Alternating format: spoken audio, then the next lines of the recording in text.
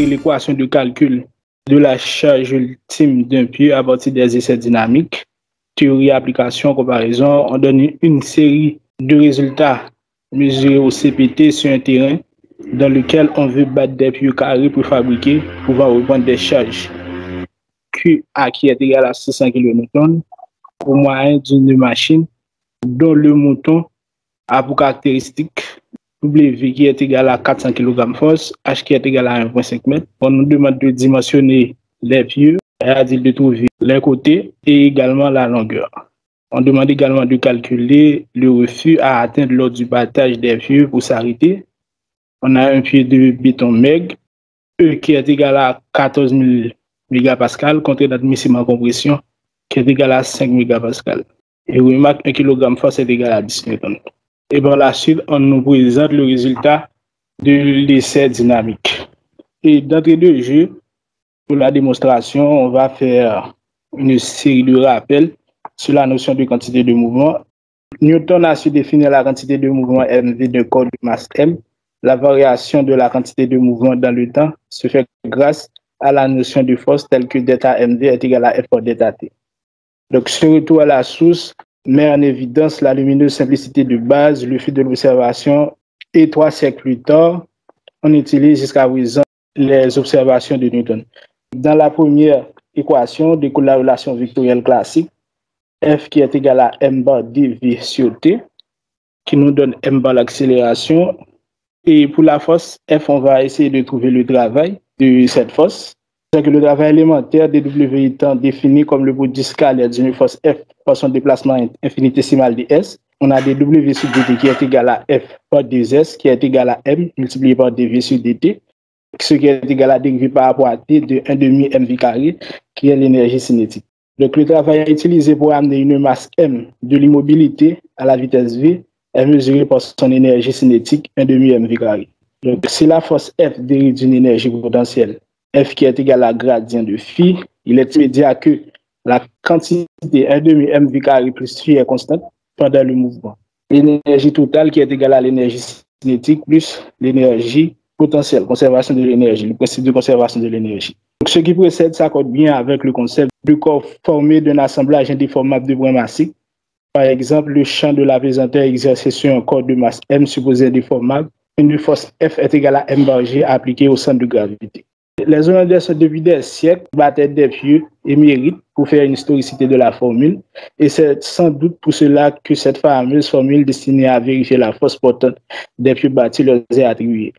Si elle n'est pas plus utilisée pour cela, même pour ces formes corrigées, formes de huile, etc., il est encore beaucoup plus apprécié à la résistance dynamique des sols à l'aide de pénétromètres dynamiques jusqu'à apparaître dans nos normes. La formule des Hollandais résulte d'un raisonnement. Elle n'est ni déduite de constatation expérimentale, ni confirmée par des observations, quoi qu'en disent ses utilisateurs inconditionnels. Pour la formulation, on a c'est la formule dynamique. Pour l'essai dynamique, on a un moteur de masse grand M qui tombe sur une tige de masse M, petit m situé à une hauteur H. En faisant appel au principe de conservation de l'énergie, on trouve la vitesse lorsque le mouton frappe avec la tige est égale à Vm qui est égal à la racine de 2GH.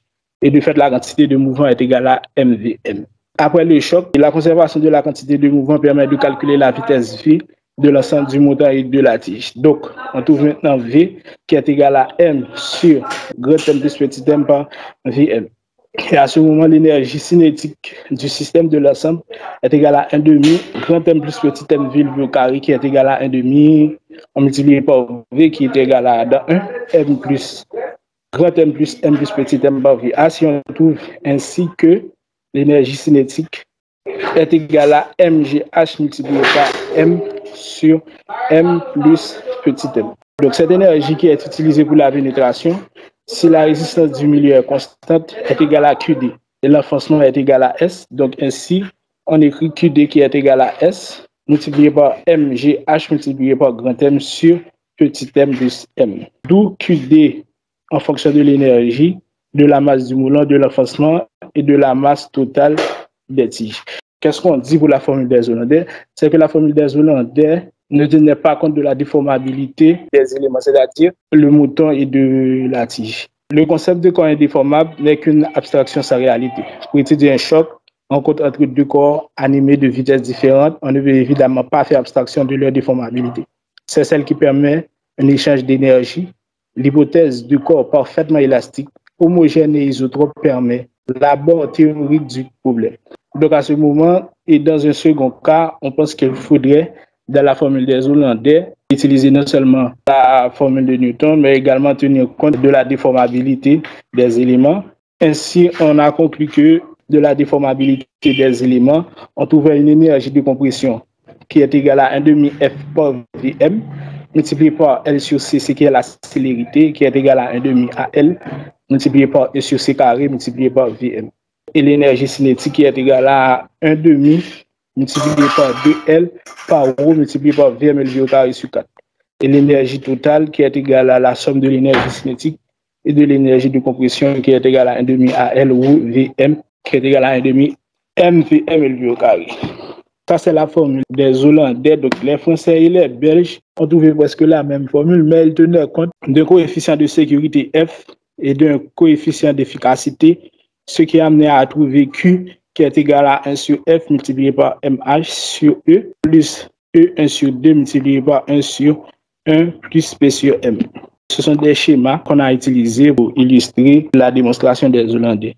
Pour le dimensionnement des pieux, on a côté C, on nous a donné la contrainte admissible du béton, qui c'est un béton très maigre de 5 mégapascales, et on a dit que le pieu peut supporter une charge de 600 kN. En utilisant les contraintes qui est égale à la contrainte admissible divisée par l'air, on a la section qui est carrée, donc A qui est égale à C par C. On trouve Q admissible sur C carré qui est égal à sigma admissible, et ainsi on trouve C carré qui est égal à 0,12 mètres carrés et C qui est égal à 0,35 mètres. Et maintenant, pour trouver la longueur du pieu, on va faire référence au diagramme de l'essai. Donc, on a donné une échelle dans le diagramme entre 0 à 5 mètres. On va regarder à quelle profondeur qu'on a réalisé le pieu. En choisissant cette échelle, on remarque que jusqu'à l'extrémité, où la contrainte est égale à 10 mégapascales, on remarque qu'on arrive jusqu'à une hauteur de 12 mètres. On sait que l'essai de pénétration dynamique permet de simuler le battage d'un pieu et de déterminer la résistance dynamique que le terrain oppose à l'enfoncement de celui-ci. Les résultats des essais de pénétration sont fournis sous forme d'un diagramme en coordonnées nommées où est reporté en fonction de la profondeur et de la valeur résistance en mégapascal. Ainsi, on trouve une hauteur qui est égale à 12 mètres. Le calcul du reflet, en utilisant la formule des Hollandais, on a QD qui est égal à M carré par G par H sur grand M plus petit m multiplié par E par A.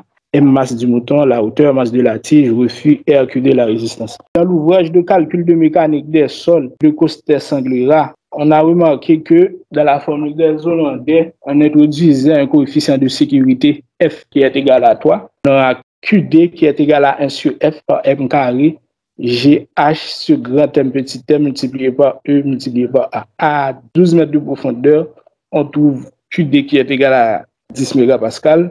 On a la valeur de M, on a la valeur de H, on a la valeur de G, on a l'air. Maintenant, on va essayer de trouver la masse du pieu. Maintenant, pour trouver la masse du pieu, on va considérer que les bétons ont une masse volumique variant de 800 kg par mètre cube jusqu'à 2500 kg par mètre cube.